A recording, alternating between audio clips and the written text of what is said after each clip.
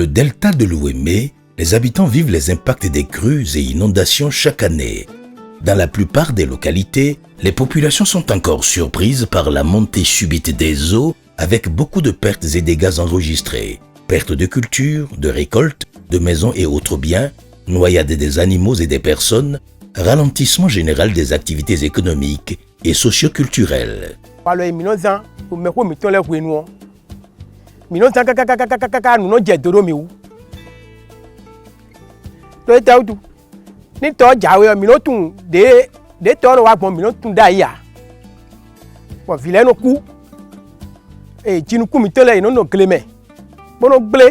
La crue est un rendez-vous annuel pour les populations vivant dans la basse vallée de l'Ouémé.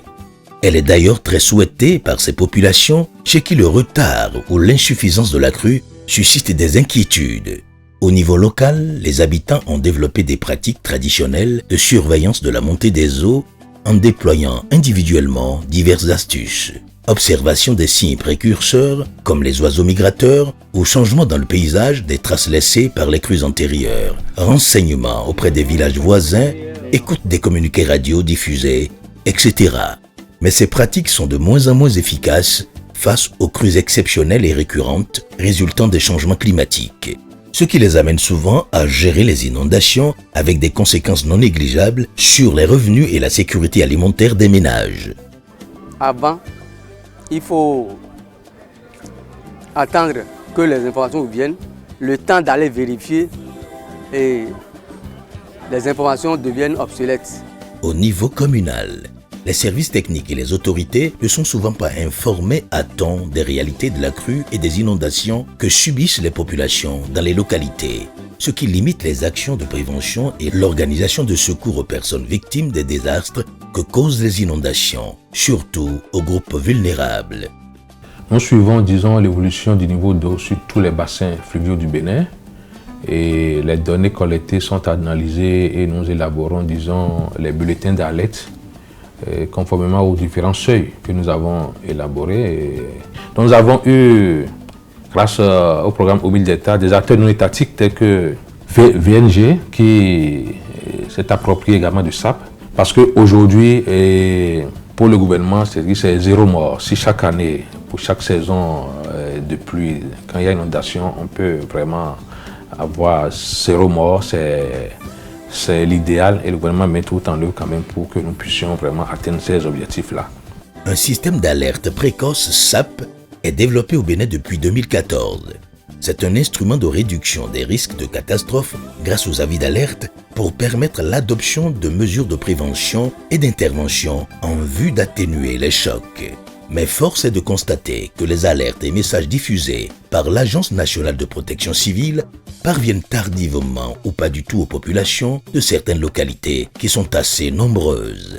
La résilience des populations au phénomène de crues et des inondations, c'est l'état de veille. Les habitants du delta de l'Ouémé ont l'habitude de dire que, avec la crue, c'est problème. Sans la crue, c'est encore problème.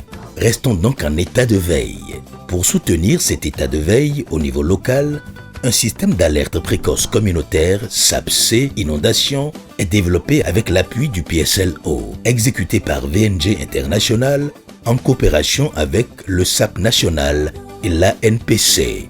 Dans le cadre du PSLO, 3 solutions ont été développées et mises en place avec les populations. La première, c'est la capacité des communautés à surveiller la montée des eaux à travers des balises avec des bandes d'alerte vertes, jaunes, oranges et rouges. Et ces balises, en fait, sont des instruments modernes qui, en réalité, parlent aux populations. Quand l'eau est dans une bande d'alerte donnée, quelle attitude tenir, et les populations se mettent dans cette dynamique de respect de ces attitudes pour ne pas subir les affres de l'inondation. La deuxième solution, aujourd'hui, c'est de tirer profit des innovations technologiques.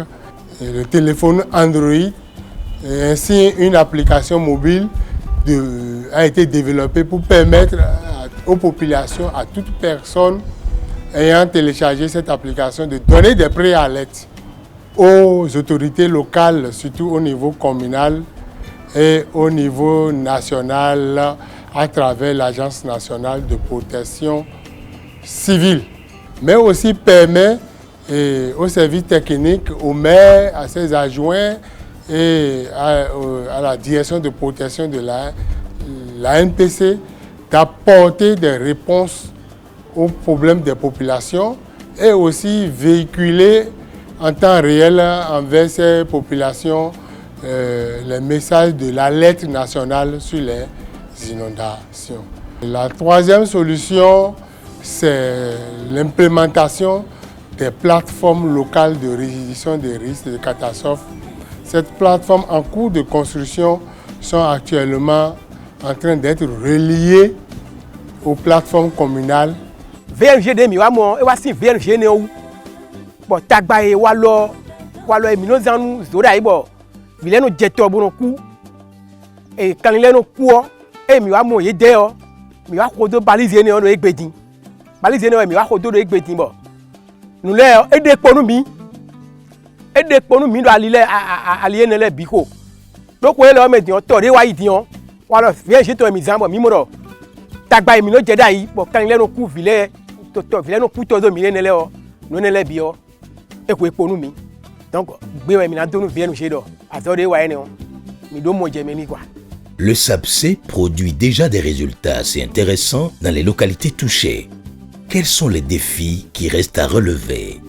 Donc aujourd'hui, on peut noter qu'il y a eu une forte amélioration parce que aujourd'hui, les gens ne peuvent plus se réveiller et se retrouver dans l'eau parce que les dispositions sont prises pour que l'information parte en temps réel et que les communautés elles-mêmes, conformément aux différentes plateformes locales qui sont mises en place, s'adaptent déjà et prennent les dispositions pour vraiment réduire, anticiper d'abord sur les risques et réduire au maximum les éventuels risques de catastrophe. Avec la dynamique observée cette année et l'enquête ménage, on constate que 15 000 personnes ont enregistré moins de dommages et de pertes. Il faut qu'on travaille de main en main avec les autorités communales, avec les services déconcentrés de l'État, avec le SAP national et avec la NPC pour que cette plateforme locale soit mieux prise en charge, renforcée et pouvoir mieux organiser les réponses aux catastrophes avec les populations. Et à voir avec les partenaires comment porter ça à l'échelle au niveau du bassin, voire au niveau d'autres bassins du Bénin. PSLO est mise en œuvre par VNG International, financé par l'ambassade des Pays-Bas à travers le fonds acteur non étatique de Omi Delta, géré par la SNV.